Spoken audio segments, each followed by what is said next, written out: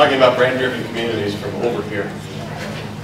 Good morning. As I said, I'm Nick Westergaard, and I'm very excited to be here today and talk a bit about what I'm passionate about. And that really is best exemplified by two words: branding and social media. Now, I love these words, but I think that they're kind of abstract words, that when you talk about these, a lot of people kind of nod along and say, yeah, I got to get me some of that. But, you know, a lot of people don't have the frameworks to grasp a hold of these things. So that's what I'm hoping to do today, is to make some of these abstract things a bit more real. And we need to have these frameworks because we live in a brand-driven world. Now, believe it or not, the average person is exposed to approximately 1,500 brand messages each day. Now, when you factor social media into this, annually, there are 500 billion brand messages transmitted via social media each year. So again, we come back to these two kind of big things, branding and social media. But how do they go together? Well, I have an idea on that. And of course, we all know that it's in our best interest to build these strong brands, right? And then to use social media and traditional media to drive traffic to those things in the hopes of, you know, fulfilling that transaction, buying something, doing something. But what I'd ask is for you to take a step back out and consider something larger. If you create a system where all of this fires on all cylinders, then you really have the opportunity to create something bigger. And that's what I call the brand-driven community. Now, brand-driven communities are all around us. Now, whether that's people lined up outside the Apple Store on the first day for the new iPad or iPhone, favorite ironic picture, or if it's Harley-Davidson fans so rabid that they literally brand themselves, or even in the entertainment world, Star Trek fans who have kept their brand living long and prospering for like 40 years now, to the world of politics and advocacy, where brand-driven communities literally can have a role in electing leaders of the free world. So brand-driven communities are kind of a big deal. So what are they? How do they work? What are the key traits? Motivated by a need, Maslow's hierarchy of needs, where you have the physiological, the health and safety, all the way up to the esteem and belonging needs. So again, early communities, cavemen, you know, forming communities around, you know, those basic safety, shelter needs, all the way up to, you know, that line outside the Apple Store. I mean, they weren't lined up for shelter. They were lined up for self-esteem, because that's part of who they define themselves as. I get the new Apple thing on the first day. That's who I am. So you can see also that these needs drive action. Buying things, voting things, supporting things. Brand-driven communities change the state. And this is ultimately kind of the yin and yang relationship of brand and the community. The community needs something. The brand needs that action to be fulfilled. Brand-driven communities are also very social in every sense of the word. They're very chatty, but they are also very engaged in social media, as we'll talk about in a bit. Having said that, I think it's also important to point out that the strongest brands gather offline as well. You look at that, strong brands like Mini Cooper, for example, has robust online fan forums and support, but they also make sure that each geographic region forms its own motoring club to get together, to have lunch, to help solve each other's problems. And that's another important part, because it contributes to the community as a whole and makes the brand and the community stronger. Brand-driven communities also share things. Mark Zuckerberg said recently that Facebook users on average share 4 billion items each day. So you can see that they're not only sharing with one another, but also beyond their own networks. And this is where that exponential growth is possible, by creating that brand-driven community. And to that end, you know, I asked you to look beyond that initial transaction, looking beyond that one sale, to really creating something bigger. And that's where this community can be a tremendous asset.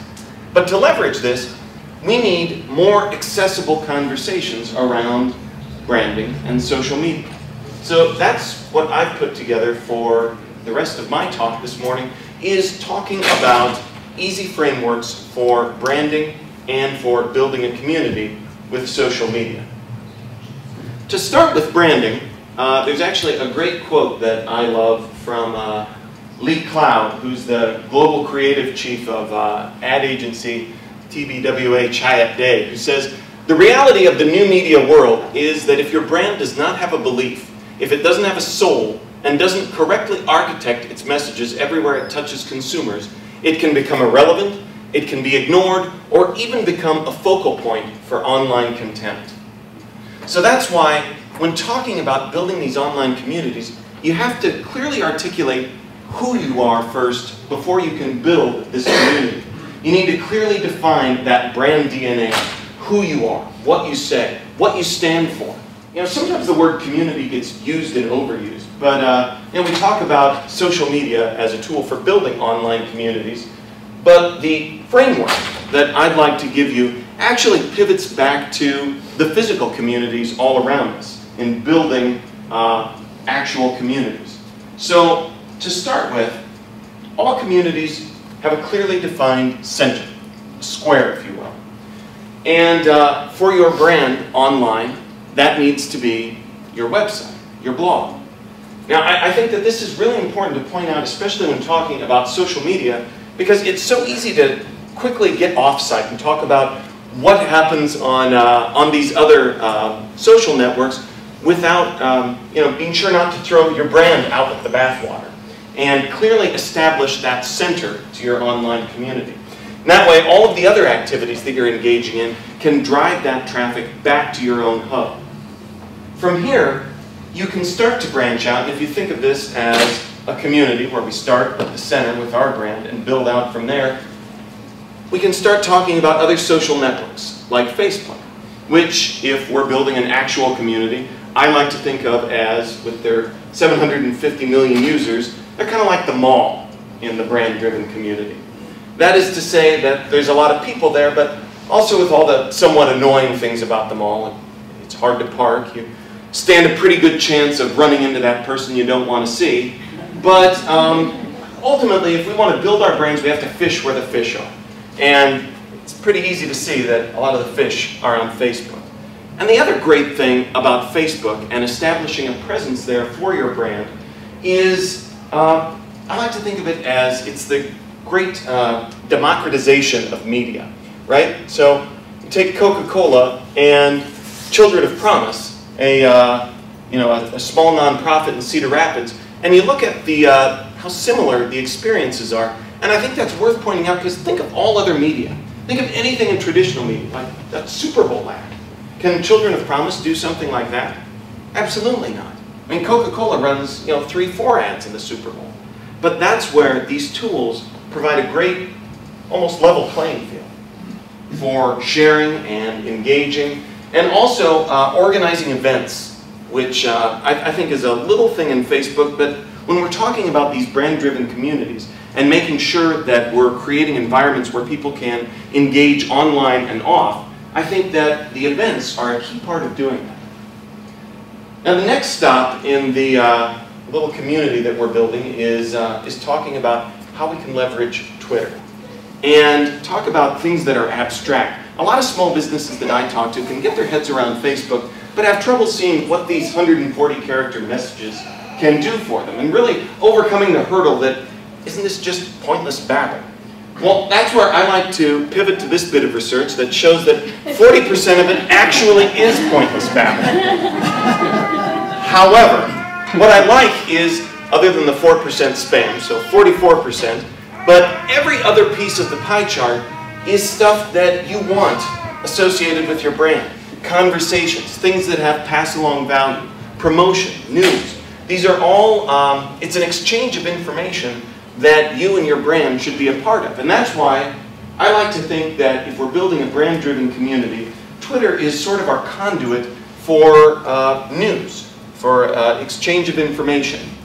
And having said that, though, I think it's important to point out that you need to not just use it to broadcast your own brand's messages as well. that it needs to be a part of a larger conversation. And a good rule of thumb is sharing stuff at like a 12-to-1 ratio of sharing 12 of other people's things for every one thing that you're sharing of your own.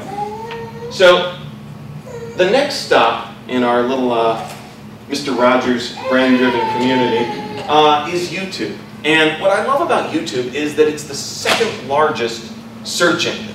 Not social network, but search engine. So that means even after Google and way before things like Yahoo and Bing, people are searching for information in video format. People like to engage the senses. And that's why I like to think that you have to entertain and engage people via video. So that's why I think that YouTube is kind of like the movie theater in your brand-driven community. So it's an important tool to have to entertain people and to kind of provide that engaging content. Now, a great example of this is on the Gates Foundation website. There's a piece on the navigation that says, "A letter from Bill Gates." And you click on it, and it is, in fact, not a letter at all. Because who'd want to read that? That'd be, 5 paragraphs, you'd have to scroll. Versus actually sitting there and watching a video. So I think that that's a great tool. Now, it's also, beyond just providing engaging content on your site, there's also great opportunity for these videos to go viral, as we all know. Case in point, the Zach Wall's speech on marriage equality that ended him up on HuffPo, MSNBC, Ellen. It's got close to 2 million views by now. So again, this opportunity to create this engaging video content that helps your brand get out there. Now, our last stop is LinkedIn, which ultimately has the albatross of being one of the least sexy social networks. But I think that there's so many great things that you can do, especially to build your thought leadership and expertise in your own industry. And that's why I call, because it's a place where you can kind of aggregate your professional connections, I like to think of it as the Chamber of Commerce in your brand-driven community. And that's because there's so many great ways to reach out and connect with people and grow your brand via LinkedIn. Whether it's connecting via their in-mail or sending messages or just status updates. Now, the other great thing, when we talked about brand-driven communities engaging online and offline as well, a great tool that a lot of organizations use is forming groups. Big professional associations and conferences where you're getting together and having these great exchanges of ideas for 1 week of the year at a national conference. Those conversations are then being taken online by that organization hosting a LinkedIn group and inviting discussion around that. So to recap, we have branding and social media. These two things that we need, these graspable frameworks to create these brand-driven communities. For branding, we talked about Hanlon's primal code of how we do this. Via creation story, creed, icons, rituals, pagans, sacred words, and having a leader. With social media, we talked about building our community that's a lot like our communities in the physical world as well, with our website or blog at the center, having a presence at the mall via Facebook, fishing where the fish are, being sure to foster conversations and share news via Twitter, our news outlet, providing engaging video content at our local movie theater, YouTube, and finally, fostering professional connections and building industry expertise at our Chamber of Commerce, LinkedIn. And all of this in hopes of creating that larger brand-driven community, that tangible asset that can serve us well.